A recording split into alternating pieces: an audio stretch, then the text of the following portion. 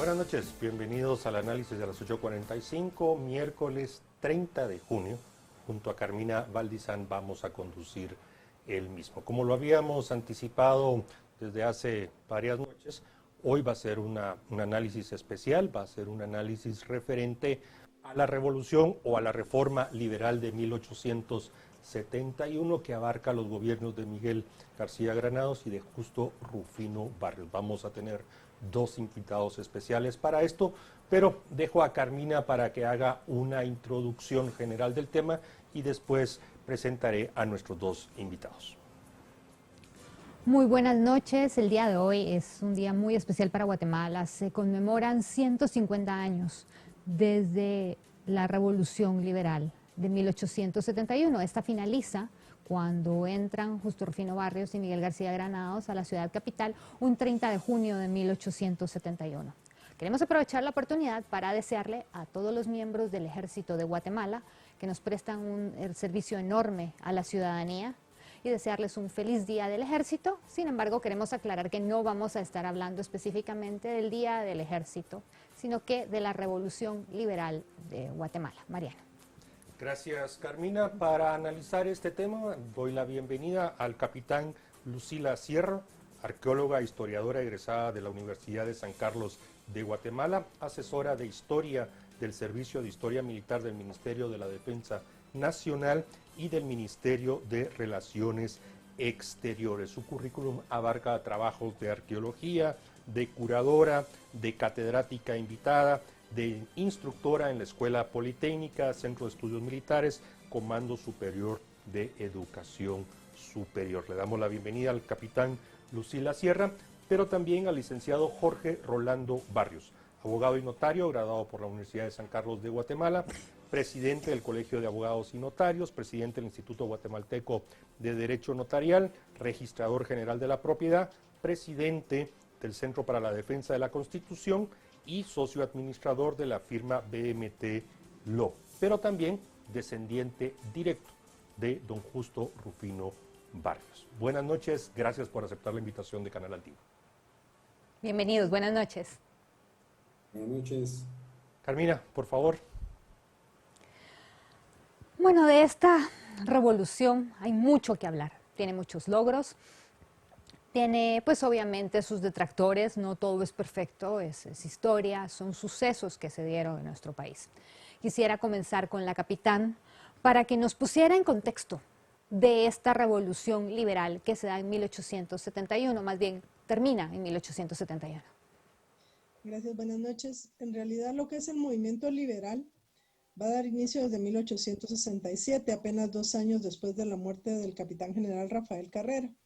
Y realmente va a ser consecuencia de que el sucesor, el mariscal de campo Vicente Serna, pues lejos de dar cumplimiento a lo normado en ese momento, que era servir como provisorio, convocar elecciones y entregar el poder, pues al final él originalmente había dicho que no iba a ser candidato, luego se consolida como candidato, se sabe que hay un fraude en las elecciones, que realmente las elecciones habían sido ganadas por el también mariscal de campo José Víctor Zavala, y bueno, de ahí va a surgir los levantamientos del mariscal Serapio Cruz, hasta la muerte del mariscal Cruz el 23 de enero de 1870, en la cual se va a dar a conocer que Miguel García Granados, quien era representante en la Cámara, pues estaba vinculado con el mariscal Cruz, es detenido, es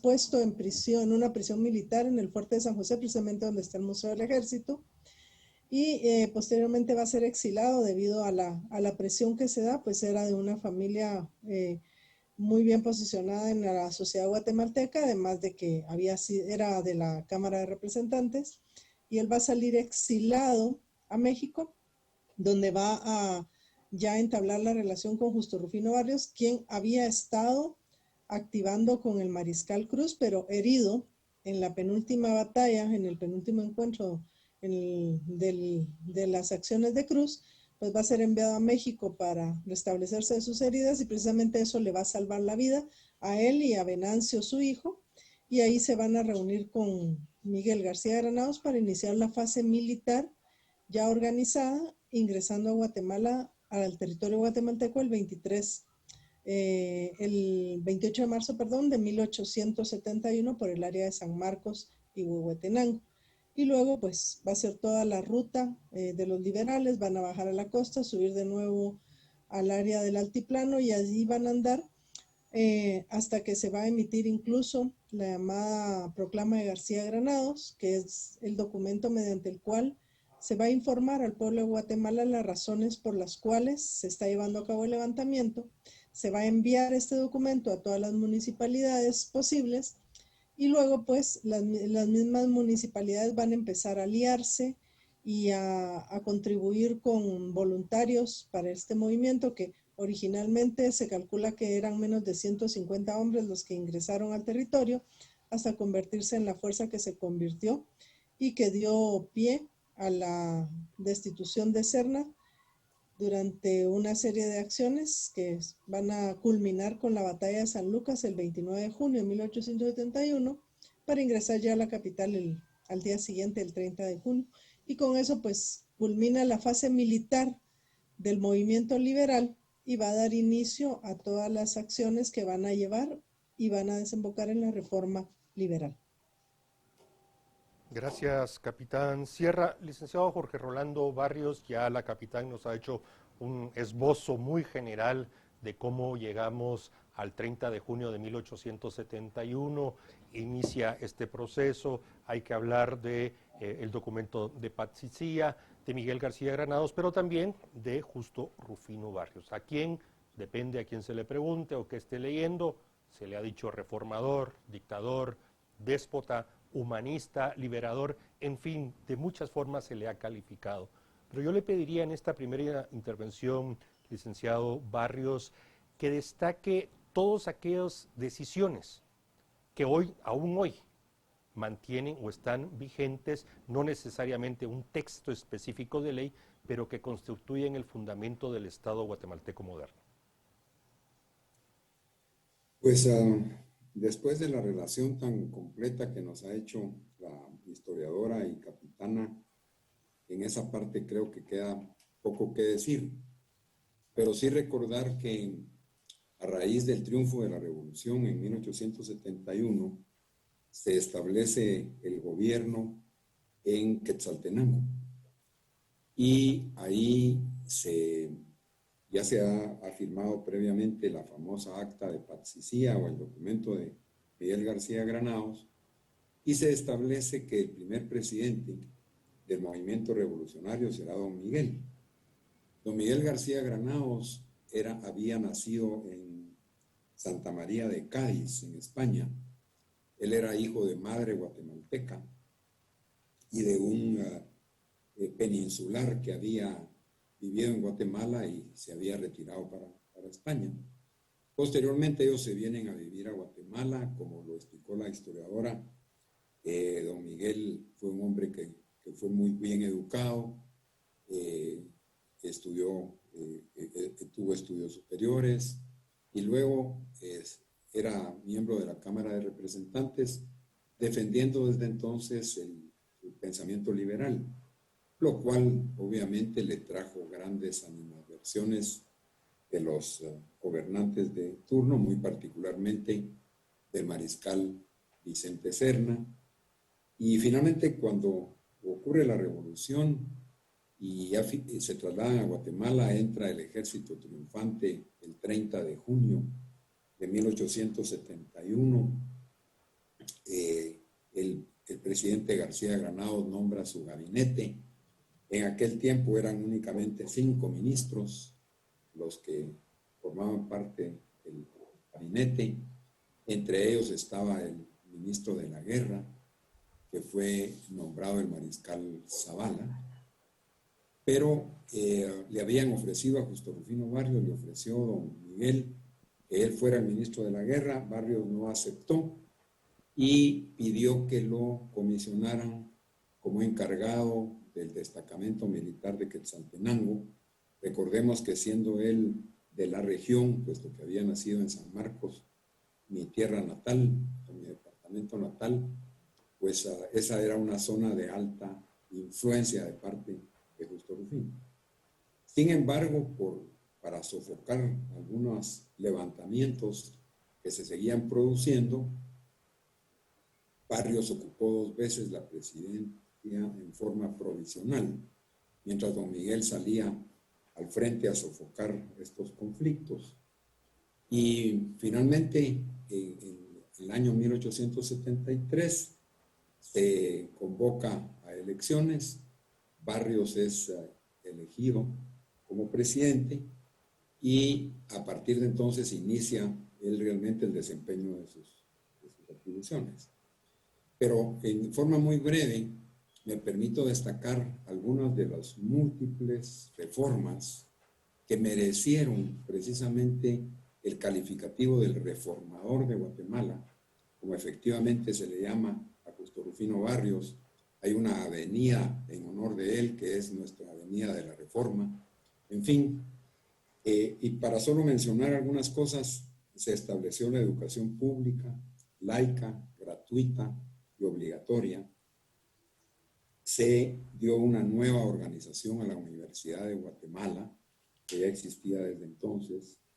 Los fondos que provenían de las expropiaciones que se hicieron a la iglesia y las cuales, por cierto, no las inició Barrios, sino venían desde muchos años atrás, se utilizaron para la fundación del primer banco hipotecario, porque recordemos que lo que había sido el producto tradicional de exportación de Guatemala era la grana, y años todavía en época del mariscal Vicente Serna se fue cambiando ese cultivo hacia el café, y la verdadera expansión de la explotación del café se produjo durante el tiempo de Barrios, y con esa finalidad se creó el famoso banco hipotecario. La mayor parte de los bienes expropiados, por cierto, se dedicaron a centros de enseñanza, a hospitales. Se declaró la libertad de conciencia y el libre ejercicio de todas las religiones. Se estableció la igualdad entre hombres y mujeres. Se estableció el matrimonio civil como un requisito previo al matrimonio religioso. Se permitió el divorcio por primera vez. En materia legislativa, don Lorenzo Montúfar fue uno de los grandes actores del proceso revolucionario y se emitió el Código Civil, Código Penal, el Código de Procedimientos Civiles, el de Procedimientos Penales, el Código Fiscal, la Ley de Notariado. Se estableció la casación a nivel de procedimientos civiles y se suprimió lo que antes se llamaba el recurso de súplica. Se impulsó la infraestructura económica, que fue una gran contribución para el país a través de la red de transportes y comunicaciones, abriendo innumerables caminos. Se creó la primera academia militar, que recibió el nombre de Escuela Politécnica. Se expandió y consolidó el cultivo y exportación del café. Se fundaron las primeras asociaciones de artesanos en toda la República. Se fundó el Conservatorio Nacional de Música. Se construyeron los muelles de San José y de Champerico. Se construyó el ferrocarril que comunicaba las rutas de San José Escuintla, de Escuintla a Guatemala, de Retaluleu Champerico, de Puerto Barrios El Rancho. Se desarrolló el telégrafo, es decir, hubo verdadera transformación en lo social, en lo político y en lo económico para nuestro país. Gracias. Capitán, hablando precisamente de estos cambios que se dieron, y pues aunque no vamos a dedicarle el tema exclusivo al Día del Ejército, pero sí es importante resaltar que fue este cambio durante la Revolución Liberal, cuando se establece la Escuela Politécnica, que se institucionaliza el Ejército de Guatemala. Usted creo que es la persona más apropiada para darnos el marco de estos cambios. Mire, realmente la institucionalización del ejército se va a dar a través de la asignación de funciones, atribuciones y responsabilidades en la Constitución Política de Guatemala, que fue publicada en 1879. Creo que erróneamente se ha hablado de que el ejército tiene 150 años, cuando el ejército está a 2 años de cumplir 200 años. Porque en 1823 fue que, precisamente luego de la independencia, se nombró una comisión de guerra y esta comisión dio la primera organización militar en 1823. Ahora bien, la profesionalización e institucionalización del ejército se va a dar, como ya lo dije, a través de la asignación de funciones, atribuciones y responsabilidades específicas en la Constitución Política de la República de Guatemala y a través de la fundación de la Escuela Politécnica como centro de formación de oficiales profesionales para el Ejército de Guatemala. Incluso se confunde mucho el hecho de decir que el movimiento liberal está estrechamente ligado al ejército, y en una parte es cierto, pero en otra, ya el licenciado y digno descendiente del general Barrios, pues nos ha ampliado cuántas cosas se hizo, no solo por la institución, sino por la República de Guatemala. Entonces realmente no se unificaron las fechas de conmemoración en la época del general Idígoras Fuentes, y luego se consolidó durante el gobierno del licenciado Méndez Montenegro, pero realmente eran dos fechas que se celebraban y se conmemoraban en forma separada, porque la reforma liberal en sí misma vino a hacer un cambio rotundo para lo que fue la organización del Estado de Guatemala. Hay bromas, incluso el libro de Woodward menciona que habían liberales muy conservadores y conservadores muy liberales, pero realmente vino a dar un cambiazo para lo que era la estructura y la formación del Estado de Guatemala. Y me refiero al Estado como gobierno. Entonces realmente decir que el ejército depende del todo del movimiento liberal no es así. El movimiento liberal vino a modernizar el ejército de finales del siglo XIX y vino a transformar totalmente una organización que ya se estaba quedando obsoleta, y de hecho la caída de Serna consolida ese argumento, pero son hechos que van a afectar más a la conformación del Estado de Guatemala que al ejército en sí mismo. Capitán. Se le agradece al general, como leo, la profesionalización y la institucionalización, pero si vamos a ser realmente justos, por la República se hizo mucho más que por el ejército como institución. Gracias, capitán Sierra, pero aprovechando estos comentarios, estas aclaraciones, puntualizaciones y sobre todo poner en un contexto con fechas específicas estos temas, me gustaría, si puede, por lo menos mencionar aquellas actividades, aquellas batallas que libró el ejército de Guatemala en esa época, porque recordemos que habían rebeliones, habían insurrectos, mariscales, generales que se oponían, hubo interinatos por parte del general Barrios cuando Miguel García Granados iba a suprimir, y después los temas de México y los temas de la Unión Centroamericana. Así, muy breve, capitán, ¿qué nos puede destacar de esos años?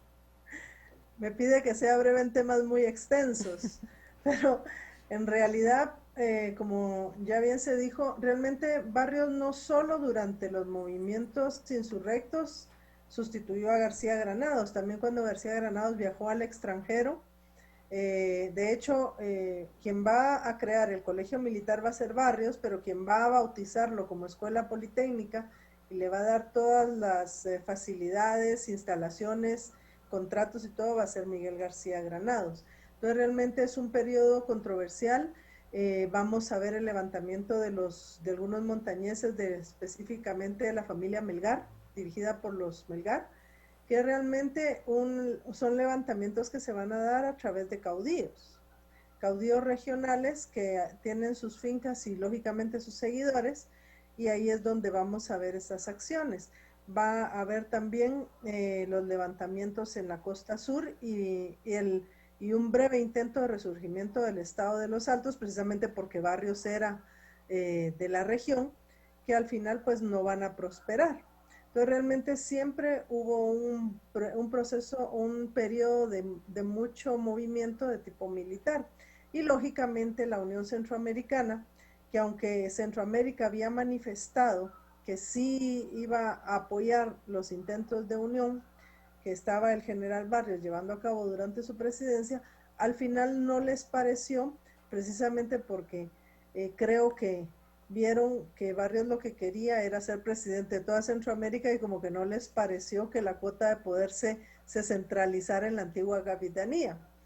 Entonces, lógicamente, eso los fue llevando hasta lo que va a ser la campaña unionista de 1885 y me van a disculpar algunos, pero sabemos el final debido a la imprudencia temeraria del general de querer participar directamente en la primera línea. Irónicamente, Chalchuapa fue tomada por el ejército de Guatemala y cuando Barrios ya había fallecido, escondieron el cuerpo porque no querían que la tropa se diera cuenta. Y de hecho hay un telegrama en el Archivo General de Centroamérica donde se informa que Barrios está herido de gravedad. Y posteriormente, un par de horas más tarde, va a entrar el siguiente telegrama, el siguiente mensaje donde decir que el general ha muerto. Porque se tenía aquel temor de que qué iba a pasar después de haber tenido un líder que había mantenido un control y que cometió el error de no nombrar un primer designado si a él le sucedía algo. Creo que estaba demasiado seguro él de su posición y no en ningún momento pensó que una bala iba a cortar su vida, y de ahí pues todo lo que fue el intento de la Unión Centroamericana pues ahí quedó en los campos de Chalchuapa. Fue traído el cadáver y pues ahí va a terminar lo que va a ser el periodo de Miguel García de Granados, de Justo Rufino Barrios, y va a ser asumido por el general Lisandro Varías, quien fue el sucesor forcivoluntario en ese momento, pero que hizo algo de gobierno. Pero le digo, realmente es un periodo muy, muy controversial. Lógicamente acaba de salir el gobierno conservador, hay gente que no está de acuerdo y lógicamente esto iba a generar conflictos y problemas que creo que dentro de la medida de las posibilidades pues se fueron manejando en la mejor forma posible para evitar las mayores pérdidas. De hecho, Barrios va a entregar a uno de sus hijos, Antonio Barrios, lo va a entregar a la familia Melgar para que ellos lo eduquen. Y después, ya el joven, ya adolescente, lo va a mandar al extranjero a estudiar. Y este muchacho incluso tengo entendido que se identificaba como Antonio Melgar Barrios, reconociendo a la familia que había sido adversaria de su papá y que en algún momento pues él pasó a conocer también y a integrar parte de ese círculo familiar tan específico. Entonces realmente la figura de Barrios es muy compleja, nadie es totalmente bueno, nadie es totalmente malo, y de ahí vienen muchas versiones, y es muy difícil porque, bueno, pues como humanos cometemos errores y tendemos a mitificar estas figuras como seres supremos cuando realmente fueron personas como cualquiera de los que esté escuchando el programa y los que estamos aquí discutiéndolo, y estaban tan sujetos a cometer errores como cualquiera. Gracias, capitán. Licenciado Barrios, hablando de estos cambios que nos han marcado el día de hoy, en ese momento cuando vemos en retrospectiva lo fuerte que fueron los cambios, lo importantes y trascendentales que fueron para las mujeres, que se les diera la oportunidad de reconocer esta educación, de estar presentes, de reconocer un matrimonio civil, de tener la opción del divorcio, porque en esos casos muchas veces eran las mujeres las que estaban atrapadas en relaciones, sin entrar a temas feministas ni nada de eso, que son absurdos definitivamente, pero hablar de la esencia. ¿Por qué hoy en día no estamos, no sé, con más celebraciones, con más cosas? pequeñas voces, un blog por acá que leí esta mañana de Luis Figueroa que lo habló, una que otra cosa, pero no hay una conmemoración importante. Y cuando vemos esto, esa constitución es la constitución que más tiempo ha durado, la de 1879, hasta el momento en Guatemala. Sí, efectivamente, la Constitución del 79 estuvo vigente hasta la Revolución de 1944, con algunas enmiendas que se le fueron haciendo en distintas oportunidades. Como usted bien dice, es pues lamentable que no exista una verdadera conciencia popular sobre la trascendencia de este movimiento reformador que causó esa gran transformación en Guatemala. Esto se debe indudablemente al famoso antagonismo entre liberales y conservadores que se ha prolongado pues a lo largo del tiempo. Es menos visible en los tiempos recientes, pero que dominó la vida política de Guatemala la segunda mitad del siglo XIX y por lo menos la primera mitad del siglo XX. Tan es así que la famosa canción de La Chalana siempre hace una alusión directa a raíz de los liberales y de los conservadores. Es muy interesante, dentro de lo que nos explicaba la historiadora, recordar que a la muerte trágica de Justo Rufino Barrios, el llamado a sucederlo, en caso de una situación como la que ocurrió, era el primer designado a la presidencia. El primer designado a la presidencia era el señor Alejandro Sinibaldi, y él asumió el cargo como presidente provisorio, pero únicamente por un día.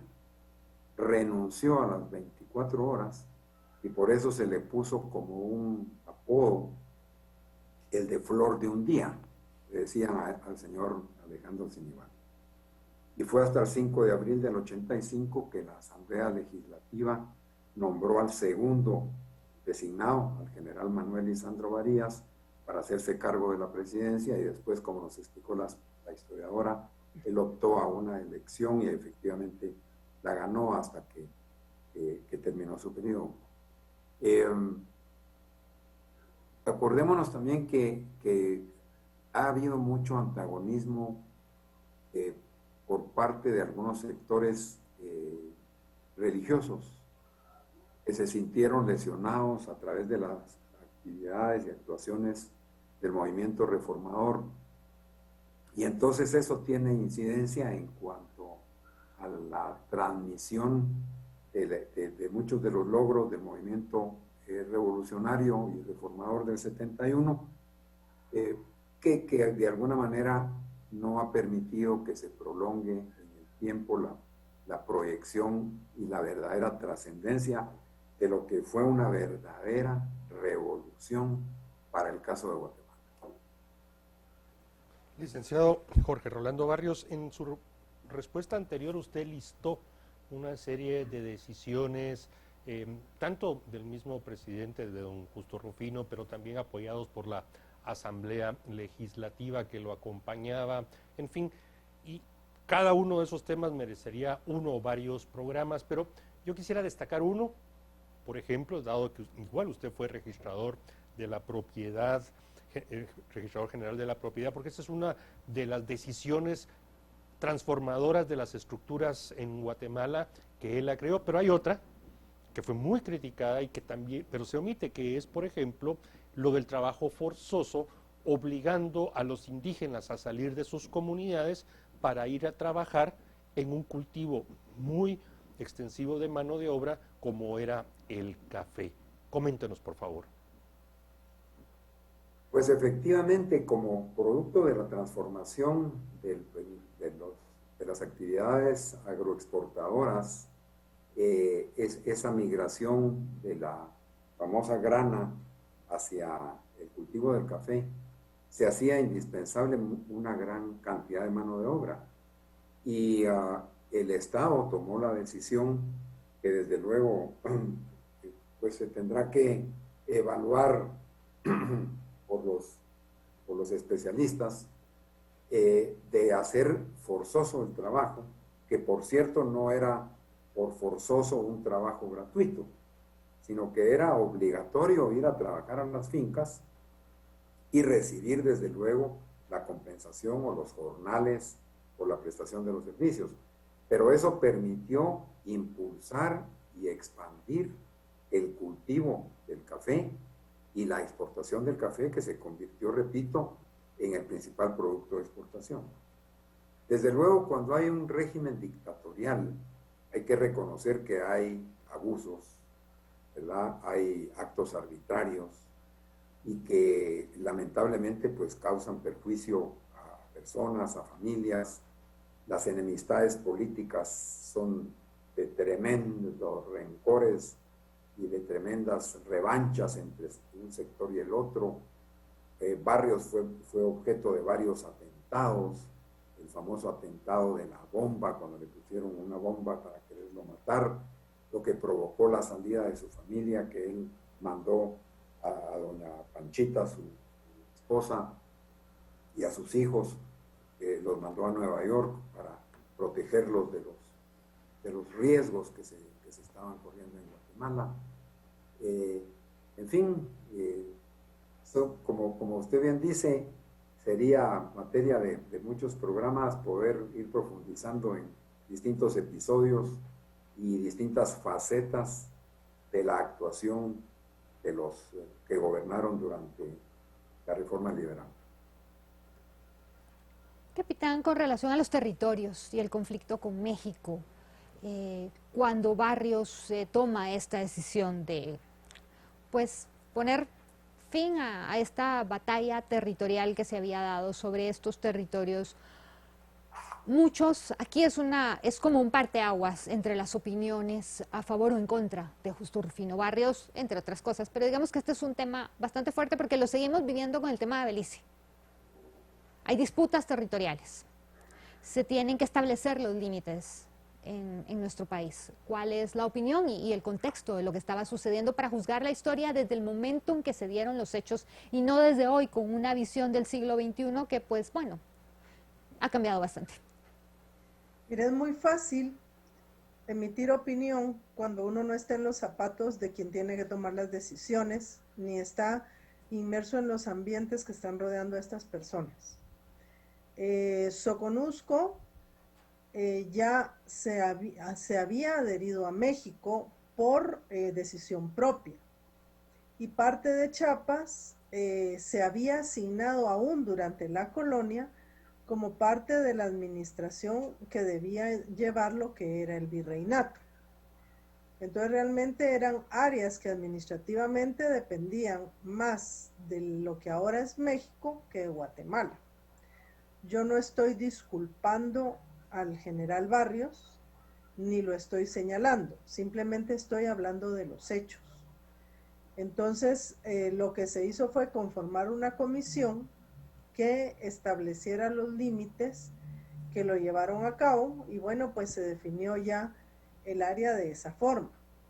Creo, desde la comodidad del siglo XXI y estando fuera de los zapatos de quien tomó la decisión y fuera de la presión que esta persona tenía alrededor, me hubiera gustado que se hubiera quedado con una parte de Soconusco. Pero, como le digo, es muy fácil juzgar a alguien desde la comodidad de un libro y no estando realmente en la situación que esta persona está viviendo en ese momento. Es como las decisiones de los médicos en una intervención de vida o muerte. Entonces,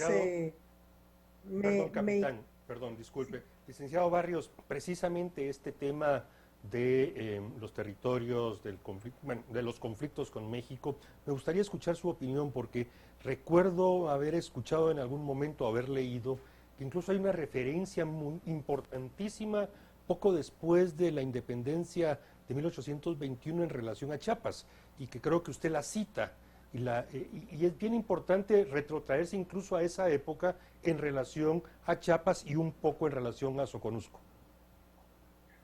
Sí, efectivamente Chiapas fue la primera provincia del Reino de Guatemala en declarar su independencia de España el 3 de septiembre de 1821, es decir, 12 días antes de que el resto declarara de Guatemala, del reino de Guatemala, que se volvió pues la Capitanía General y demás, declarara su independencia de la corona española. Y como muy bien nos explicó la historiadora, hubo una serie de eventos en los cuales las autoridades locales de Chiapas y Soconusco inclusive hicieron una especie de consulta popular preguntando a qué territorio querían pertenecer, si a México o a Guatemala, y la votación fue a favor de México. Esto tiene también el antecedente de la anexión de Centroamérica a México, en que en ese momento pues también Chiapas y Soconusco entraron en el paquete. Y cuando esa anexión se dejó sin efecto, esos territorios ya no regresaron al territorio centroamericano. Entonces, como bien explicó la historiadora, Barrios lo que hizo fue, digamos, se encontró con hechos consumados. Hacía más de 40 años que la posesión material de esos territorios le correspondía a México. Barrios tenía la visión que ella también nos ha explicado tan claramente de volver a unir a Centroamérica. Y él programó toda la faena para lograr esa unificación en consumo con los presidentes de Honduras y de El Salvador, que le debían a Barrios gratitud y consideración. Pero Barrios se asume, porque pues eso solo lo sabría él y no nos lo puede explicar, se asume que no quiso dejar el flanco descubierto con la frontera mexicana, que sabiendo que iba a estar en guerra Guatemala con los restantes países de Centroamérica para lograr su unificación, podía representar un riesgo de perder más territorio en favor de México. Y entonces eso provoca que 2 o 3 años antes, hacia la vista de la unificación centroamericana, Barrios integra la Comisión de Límites, incluso interviene el gobierno de los Estados Unidos como una especie de mediador, y finalmente se firma el Tratado de Límites, por cierto, con plenos autorizaciones expresas de la Asamblea Legislativa, facultando al presidente para celebrarlo, y después de celebrado incluso le dan su reconocimiento y aprueban incondicionalmente el tratado. Es decir, que es un tema pues que es uno de los flancos por el que siempre se ataca la figura del general Barrios, pero como muy bien dice la historiadora, con la autoridad científica que ella tiene, es muy fácil hacer esa crítica por parte de los detractores y no conocer exactamente las circunstancias que no implicaron de ninguna manera un entreguismo, sino el reconocimiento de una situación de hecho que estaba total y absolutamente consumada hacía más de 40 años. Gracias, capitán. Hay otro tema muy importante que nos da esta revolución liberal y es el cambio de los símbolos patrios. Hay un decreto que revierte los colores que se habían pues establecido en 1823 y quitan los vestigios de lo que quedaba de España en nuestros símbolos patrios. ¿Podría elaborar? Mire, de hecho, lo que se cambia es el decreto de 1858. Okay. Que era la bandera de Guatemala que se había establecido durante el gobierno conservador, que fue el general Carrera. Lo que ordena el decreto es volver a los colores base que se tuvieron inmediatamente después de la independencia, que es el azul, el blanco y el azul, pero esta vez va a ser en disposición vertical, ya no horizontal. Porque la disposición horizontal lo que algunos autores describen es la Centroamérica con los 2 mares. Y cuando Miguel García Granados establece los nuevos símbolos patrios, va a ser la región de Guatemala siempre rodeada por los mares. Entonces, ese es uno de los primeros, pero yo pienso que es algo así como venir a consolidar que terminó el gobierno conservador y se da inicio a una nueva era para el Estado, y con eso se modernizan los símbolos patrios. El escudo va a ser establecido en noviembre de 1871, también por el decreto de Miguel García de Granados, y va a ser el quetzal estilizado en la posición de emprender el vuelo sobre el pergamino con la fecha de independencia. Los fusiles Winchester, que ya van a ser parte del armamento modernizado que trajeron los liberales durante este periodo, y los sables como la representación de las armas nobles, la defensa de las armas nobles del Estado de Guatemala, rodeado con la corona que va a tener ya frutos de café. Luego se va a modificar tanto el escudo como la bandera a un color azul celeste o azul cielo. Hay una codificación de colores que establece la tonalidad exacta del celeste que debe de haber, y se va a modificar el escudo porque se le van a quitar unas moñas que amarraban los sables y amarraban la corona, precisamente porque los amarres en la heráldica representan esclavitud. Entonces estos van a ser removidos posteriormente. Pero yo pienso que es una forma de decir, señores, viene una nueva era para el país y entonces le vamos a dar nacimiento a esta nueva era, confirmándola a través de los nuevos símbolos patrios.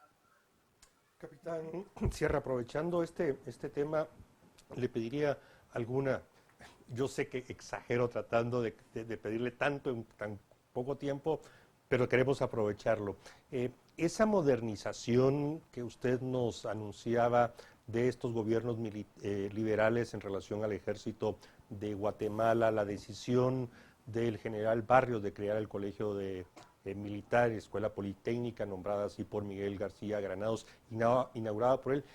¿Qué fue, qué es ese sustento? Desde ahí donde nacen esos grandes valores de los cadetes que todavía mantienen los cimientos profundos en el ejército de Guatemala y de sus oficiales, porque eso es parte de las cosas que un poco se han perdido de no reconocer dónde está la profundidad de las raíces de nuestra institución armada. Realmente, como les digo, realmente la institución y el ejército como tal existía desde 1823. La Escuela Politécnica lo que viene es a proporcionar cuadros profesionales, o sea, gente que se está preparando, ya no es gente que tiene la experiencia en el campo, que es valiosísima, sino que ya es gente que es preparada en una carrera militar para ese fin.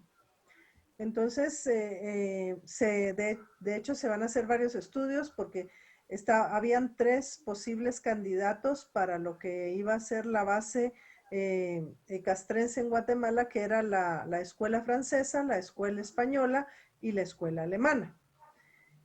Al final va a prevalecer la escuela española por cuestiones de idioma y por cuestiones de tradición. O sea, se trata de retomar, porque el ejército había estado muchísimo tiempo organizado bajo un sistema basado en el sistema español, y lógicamente ellos conocían muy bien el desarrollo de este sistema.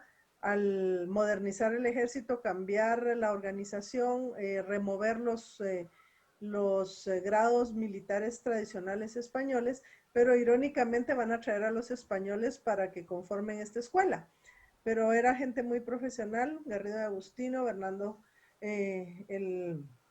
quienes vienen en una comisión que son 3, pero también se van a nombrar 4 oficiales guatemaltecos para que estén algo así como los asistentes de estos españoles, y ellos vayan dando continuidad a este sistema original. Ahora en la actualidad, pues el ejército de Guatemala tiene las 8 palabras para lo que es su funcionamiento. En esa época originalmente fueron 4 palabras, y poco a poco con el pasar de los años fueron sumando palabras que le dan, que era honor, lealtad, valor, ciencia. Y poco a poco se van a ir adicionando otras como virtud, unión y todas las demás que en la actualidad se conocen. Pero realmente esta cuna vino a conformar cuadros profesionales de oficiales que vinieron a hacer que el ejército se manejara desde una forma, desde una perspectiva diferente. Lógicamente, como les decía, pues la experiencia en campo era valiosísima, pero necesitaban esa formación. Yo he tenido oportunidad de leer los requerimientos de los libros que se pedían para las cátedras de la escuela, también en el Archivo General de Centroamérica, y es impresionante el nivel que esta gente llegaba a manejar: aritmética, álgebra, latín, francés, táctica, estudiaban ajedrez, era una de las clases que estudiaban los cadetes como parte de su pensum de preparación. Entonces, vemos que ellos cubrían una gama muy extensa para darle realmente esa solidez profesional que la institución necesitaba y que de hecho a la fecha lo conserva. Gracias. Licenciado Barrios, hablemos un poco de Miguel García Granados. Me encantaría que usted fuera quien lo comentara. En el sentido de que hablamos mucho de Barrios porque fue la figura más importante en el sentido del tiempo que gobernó, los cambios que se dieron por esta temporalidad y esta oportunidad que él tuvo. Pero, ¿y Miguel García Granados? ¿Qué pasa con él? Pues eran dos personalidades muy distintas y digamos dos personas también con diferentes niveles de preparación. Don Miguel García Granados, un hombre ilustrado, bien educado.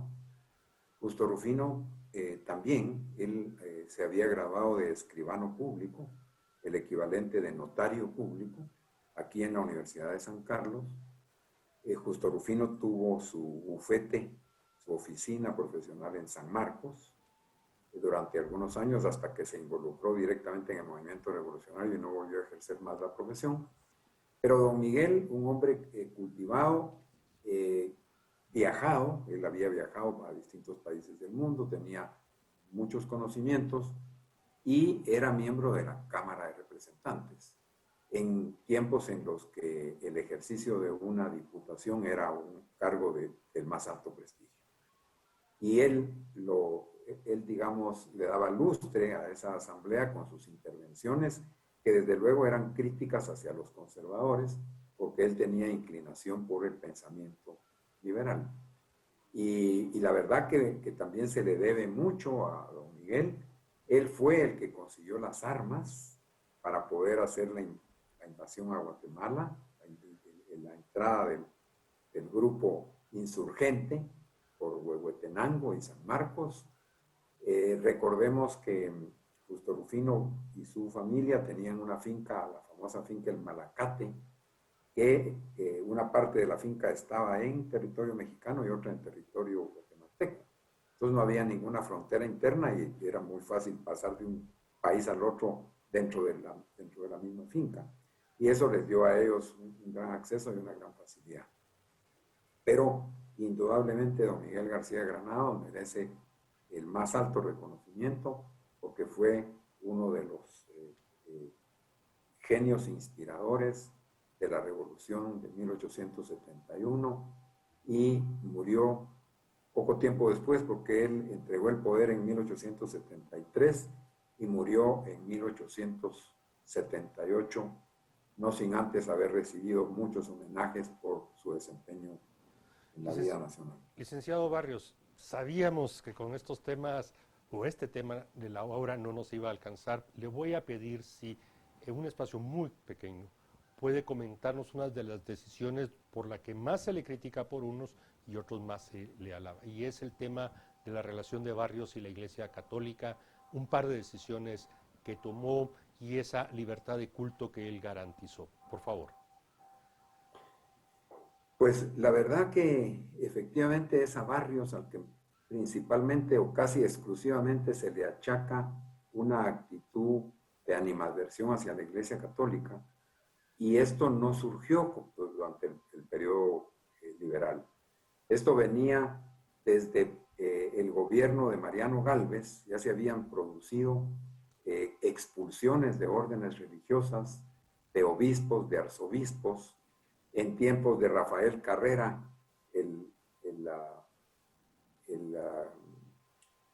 se le llamaba el caudillo adorado de los pueblos, así le denominaban, y que fue presidente vitalicio, era el presidente vitalicio de Guatemala. Ocurrieron también expulsiones de órdenes religiosas, y esas cosas continuaron durante el movimiento reformador. Se incrementaron indudablemente durante el ejercicio de la presidencia por parte de Barrios, y eso provocó ese gran divisionismo entre liberales y conservadores, ya por motivos religiosos, porque los conservadores eran mayoritariamente católicos y por lo tanto se sintieron tremendamente resentidos. Pero insisto que no fue una decisión original de Justo Rufino, fue una cuestión que venía produciéndose en el tiempo, en diferentes épocas, y que pues lamentablemente causó esa fricción en momentos en los que la Iglesia Católica era tremendamente poderosa, era latifundista, era propietaria de grandes extensiones de tierra, de los mejores edificios y una serie de cosas con las que el movimiento liberal no era compatible, y consecuentemente se produjeron esas expropiaciones en beneficio de la educación, de los centros hospitalarios, de las escuelas públicas y demás. Capitán, estamos ya prácticamente sobre el cierre. Quisiéramos, por favor, un minuto para sus conclusiones finales sobre lo que representa para Guatemala esta revolución liberal. Como les dije al principio, realmente es un parteaguas, es un cambio. Probablemente si hubiera estado vivo, el Rafael Carrera no se hubiera llevado a cabo, pero creo que Serna no tuvo ni la capacidad política ni la visión económica, militar para llevar a cabo una trayectoria más continua de todo el trabajo que hizo Carrera durante su gobierno. Entonces era el momento del cambio. En casi todo el mundo se ven cambios en este mismo periodo en la historia, y pues lógicamente era algo que tenía que pasar y sucedió, y es lamentable que hace 50 años se conmemoró el centenario del movimiento liberal con toda la pompa y toda la importancia. Es cierto, la pandemia nos ha limitado, pero creo que parte del problema es precisamente que las nuevas generaciones no están leyendo y dejan la historia y los documentos académicos por un lado, basándose únicamente en el Internet. Entonces, creo que si queremos retomar un movimiento liberal y queremos retomar una verdadera reforma en el país, pues necesitamos que los jóvenes empiecen a involucrarse en lo que es la lectura de documentos académicos bien sustentados, y tal vez no mitificar a estas personas, pero sí darles un reconocimiento para lo que fue el aporte en el desarrollo del país y que nos ha permitido las libertades, y muchas de las libertades que en la actualidad pues es parte de nuestro diario vivir. Gracias, capitán Lucila Sierra, y aprovechando y tomando esas palabras finales que usted nos ha vertido, queremos anunciar que hemos preparado una serie de programas de aquí a la celebración del Bicentenario, al 15 de septiembre, en el cual precisamente vamos a tratar de aportar a la sociedad, a los jóvenes, a la audiencia de Canal Antigua, con análisis más amplios, más externos, con expertos que nos permita comprender de dónde venimos, dónde estamos y hacia dónde vamos. Así que a la audiencia de Canal Antigua los invitamos a que nos continúen acompañando en estos análisis. Agradezco a la capitán Lucila Sierra y al licenciado Jorge Rolando Barrios que nos hayan acompañado esta noche. Muy amables. Muchas gracias. Un gran gusto. Buenas noches. Gracias. Bueno, Carmina. Camil. Cerramos. Okay. No puedo decir más, la verdad, el tiempo se nos agotó. Pudiéramos haber seguido conversando muchas horas más, pero bueno, esa es la intención, conocer más de quiénes somos, por qué somos así y hacia dónde vamos. Buenas noches. Muchas gracias, buenas noches.